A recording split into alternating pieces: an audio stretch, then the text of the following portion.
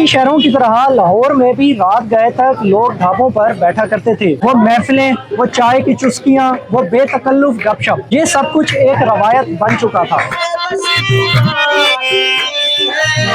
लेकिन अब ये रवायत बदल चुकी है और लोग ढाबों की बजाय कैफे का रुख करने लगे हैं, जहां लोग चाय के साथ साथ कवाली से भी लुत्फानंदोज होते हैं। आइए जानते हैं कि कैसे बदलते लाहौर में महफिलों का अंदाज भी तब्दील हो रहा है।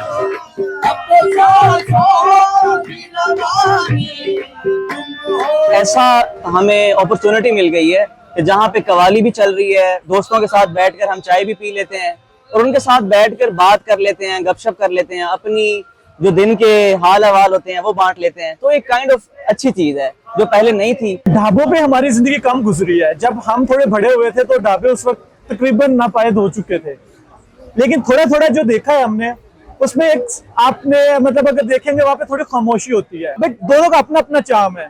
वो तब थी एक चीज अट्रैक्शन की।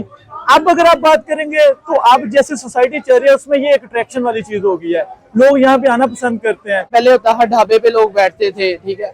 अब जैसे ही अर्बनाइजेशन हो रही है, ठीक है, लोगों का मीन ऑफ लिविंग बढ़ रही है, ठीक है, स्टैंडर्ड बढ़ रहा है उनका, तो वो प्रेफर करते हैं किसी फैंसी जगह पे जाना, कवाली वगैरह सुनना। चाय और कवाली, चाय आपकी एक जरूरत है जिसके बगैर मुझे लगता है कि रह नहीं सकता। जो बंदा चाह का शौकीन है वो किसी और चीज को पसंद नहीं कर सकता जिंदगी में। कवाली एवं समझो कि जो थोड़ी चाह है ना वो चाह पाती है, जो चाह दी चाह है वो कवाली के नाल है। मैं आया हूँ कराची से। ये कल्चर बना हुआ है यहाँ का, कराची के अंदर ये चीज नहीं है। लाहौर का वैसे भी कल्चर ये है कि ये लोग दिन को सोते हैं, रात को आपको सारी रात ये सड़कों पे नजर आएंगे, चौकों में नजर आएंगे, वहां बैठे होंगे, कोई गेम खेल रहा है, कोई कुछ कर रहा है, कोई कुछ कर रहा है। तो अभी थोड़ा सा ना ये चेंज हुआ। अभी ये कवाली का जो नया तर्ज आ गया है, तो ज्यादातर लोग यही होते हैं कि अब कहते हैं यार चलो आओ साथ में कुछ म्यूजिक भी हो जाए, साथ में हम चाय भी पियेंगे। असल में ये दो बिल्कुल डिफरेंट चीजें हैं। जो सुकून वाला माहौल है वो काइंड ऑफ अच्छा है जब हम अकेले हों। अगर आप दोस्तों के साथ बैठे हैं तो आपको एक इन्वॉल्व करने के लिए कुछ ना कुछ चाहिए होता है, इंसान को इन्वॉल्व करने के लिए।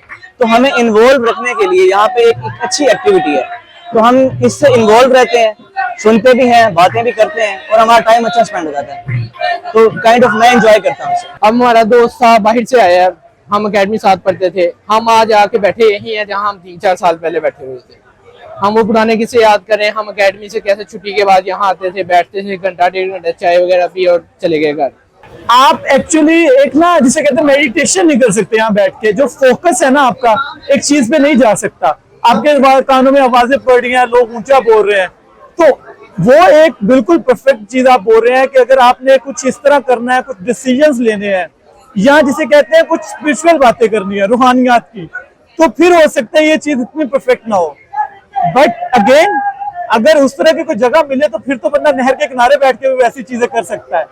तो वो तो मतलब ढाबा ही नहीं, उसके लिए तो आप कहीं भी जाकर सुबह मॉर्निंग में किसी पार्क में बैठ के भी वो चीज कर सकते हैं। ਅਸੀਂ ਆ ਢਾਬੇ ਵਾਲੇ ਪਰਸਨ ਬੇਸਿਕਲੀ ਜ਼ਿਆਦਾ ਮੈਂ ਜ਼ਾਤੀ ਤੌਰ ਤੇ ਪ੍ਰੈਫਰ ਕਰਨਾ ਕਿ ਮੈਂ ਢਾਬੇ ਵਗੈਰਾ ਤੇ ਜਾ ਕੇ ਬੈਠਾਂ। ਢਾਬੇ ਤੇ ਜਾਈਏ ਉੱਥੇ ਜਾ ਕੇ ਦੋ ਗੱਲਾਂ ਹੁੰਦੀਆਂ ਨੇ। ਇੱਕ ਗੱਲ ਹੈ ਤੁਸੀਂ ਚਾਹ ਪੀਣੀ ਹੈ, ਆਪਣਾ ਪੁਰਾਣਾ ਟਾਈਮ ਯਾਦ ਕਰਨਾ ਹੈ, ਉਹ ਢਾਬੇ ਦੀ ਸ਼ਾਨ ਹੈ ਬੇਸਿਕਲੀ। ਢਾਬੇ ਤੇ ਤੁਸੀਂ ਜੋ ਬੰਦਾ ਵੀ ਵੇਖਦੇ ਹੋ ਉਹ ਆ ਕੇ ਆਪਣੀ ਜਾਂ ਜ਼ਿੰਦਗੀ ਡਿਸਕਸ ਕਰ ਰਿਹਾ ਹੈ या अपना कोई ख्याल डिस्कस कर रहे हो। कारोबारी हो सकता है, वो एवं लिटरेचर के हिसाब नाल कोई हो सकता है, वो कुछ भी हो सकता है। बाहर से खाना खाना है या रेस्टोरेंट कल्चर जो है वो पहले ढाबा कल्चर ही था, तो वो एक हमारा ट्रेडिशनल हेरिटेज थी।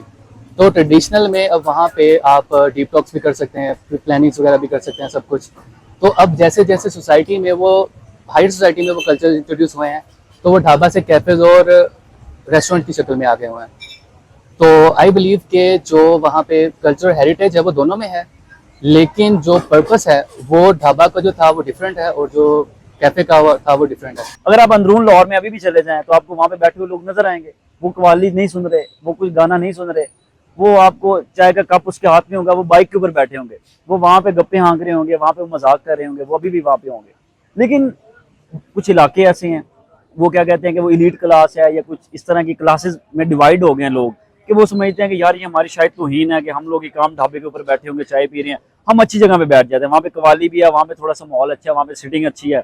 अच्छा, इसमें ये है कि अगर आप को अगर तो कोई इश्क में मुब्तला है तो फिर वो आके यहाँ पे फील ले सकता है, लेकिन अभी हमारे में ऐसा कोई है नहीं कि हम इश्क में मुब्तला हों और हम आके उस चीज वाली फीलिंग ले सकें, उस इश्क वाली फीलिंग ले सकें।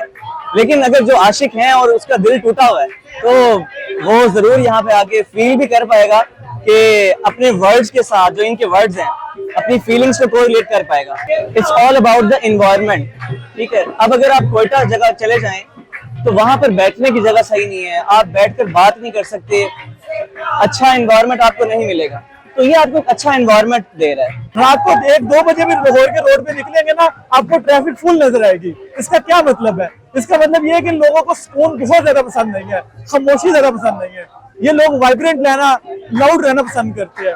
तो ये लाहौरियों की खुसूसियत समझ ले आप कि आपको सुबह को 4 बजे नाश्ते खत्म हो जाते हैं। यहाँ पे आप जाओ, पता चलता है ये बंदा 4 बजे बेच के घर जा चुका है। उस वक्त ये इस तरह का यहाँ पे सीन चलता है।